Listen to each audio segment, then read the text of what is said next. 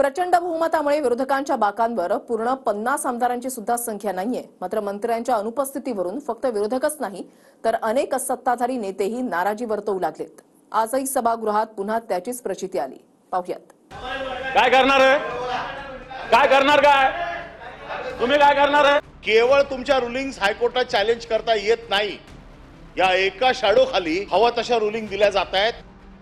प्रश्नोत्तराच्या तासाला संबंधित खात्याचे मंत्री गैरहजर असण्याचा सिलसिला यंदाच्याही अधिवेशनात कायम आहे। गदारोळानंतर ठराविक अंतरानं विधान परिषदेचं कामकाज तहकूब झालं।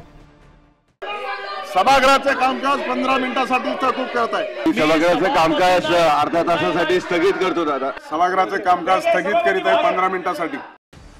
फक्त विरोधकांकडूनच नव्हे तर सत्ताधारी नेत्यांकडूनही मंत्र्यांच्या अनुपस्थितीवरून नाराजी दर्शवली गेली।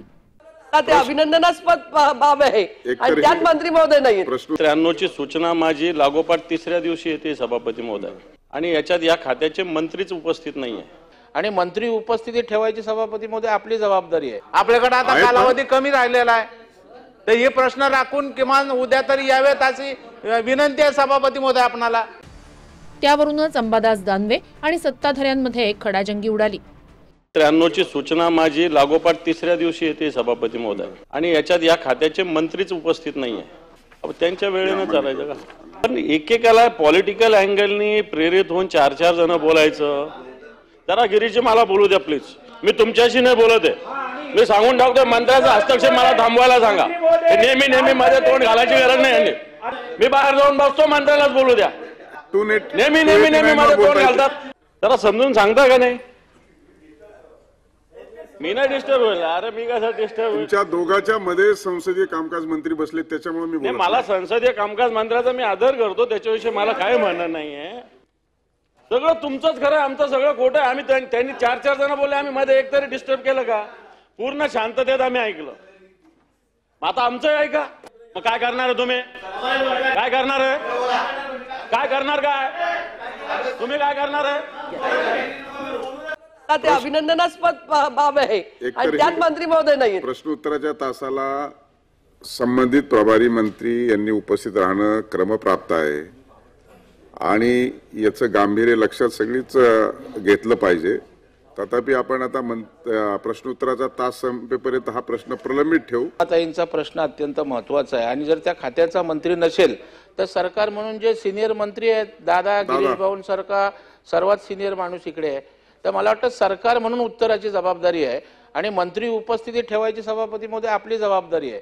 आपण आदेश जेव्हा प्रश्न असतात, लक्षवेधी असतात, तेव्हा त्यांनी उपस्थित राहिलं पाहिजे। विधान परिषदेसोबतच विधानसभेतही खुद्द सत्ताधारी मुनगंटीवार यांनीच अनुपस्थितीवरून टीका केली। जे प्रस्ताव आहे त्या प्रस्तावाच्या संदर्भात संबंधित सर्व मंत्री जरी उपस्थित नसले पण काही तर महत्त्वाच्या विषयावरचे मंत्री उपस्थित राहायला हवे। मंत्री उपस्थित राहू शकले नाही तर त्या विभागाचे सचिव तरी दालनात आपल्या बाजूच्या गॅलरीमध्ये बसून राहतील अशी अपेक्षा आहे। अन्यथा विधानसभेच्या कामकाजाचा दर्जा अध्यक्ष महाराज हा धीरे धीरे रोज विधानसभेच्या कामकाजाचं डिप्रिसिएशन होत आहे। एक तर मंत्री नाही, मंत्री आहेत तर सचिव नाही आणि सचिवाचा शिपाई सुद्धा बसत नाही। ग्रामपंचायत मध्ये ग्रामसेवक बसतो। म्हणजे सभागृह आपण कशासाठी चालवतो? एवढ्या मोठ्या सभागृहातून 13 कोटी जनतेचे प्रश्न सोडायचे। गृह खात्यासारखी चर्चा सुरू असताना गृह खात्याचा एकही अधिकारी, पूर्वी तुम्ही बघितलं असाल की पोलीस महासंचालक बसायचे गृह खात्याची चर्चा सुरू असताना, आज एकही खात्याचा एकही सचिव बसत नाही। अशासकीय बिलांवर चर्चा सुद्धा या सभागृहामध्ये झाली नाही। अरे आपण सभागृह काय चालवतोय? आम्ही विरोधाला विरोध करत नाही। मी पुन्हा एकदा सांगतो, आम्ही तिकडे असलो नाही इकडे असलो तरी माझा आग्रह आणि आमचा आग्रह तोच असतो। महाराष्ट्र विधानसभेचं कामकाज बघण्यासाठी अनेक सदस्य किंवा अनेक शिष्टमंडळ या ठिकाणी येतात। आपण त्यांचा नामोल्लेख करतो, कधी या देशाचे आले, कधी त्या देशाचे आले। अध्यक्ष महाराज अलीकडच्या कालखंडामध्ये आम्ही 90 पासून या सभागृहामध्ये अध्यक्ष महाराज, पण असं नाही बघितलं अध्यक्ष महाराज कधी या सभागृहामध्ये अशा सातत्याने मंत्री असतील, गिरीश भाऊ तुम्ही पाहू नका माझ्याकडे रागाराग, मंत्री असतील अध्यक्ष महाराज, जबाबदारी ज्यांची आहे ना अध्यक्ष महाराज त्यांना तुम्ही निश्चितपणे तुम्हाला अधिकार दिला तो अध्यक्ष म्हणायचे सर्व सभागृहाने. नियमबाह्यपणे सत्ताधाऱ्यांना बोलण्यासाठी संधी दिल्याच्या मुद्द्यावरूनही वाद झाला.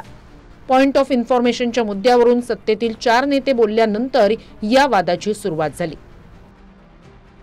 सभागृहात मागच्या अनेक वर्षांपासून मंत्री गैरहजेरीची तक्रार विरोधकांसह सत्ताधारीही करतायत. विरोधी पक्षनेते असतानाही अजित पवार याबद्दल बोलत होते. आता ते सत्तेत आले तरी परिस्थिती मात्र बदललेली नाही. Bureau report TV9 Marathi.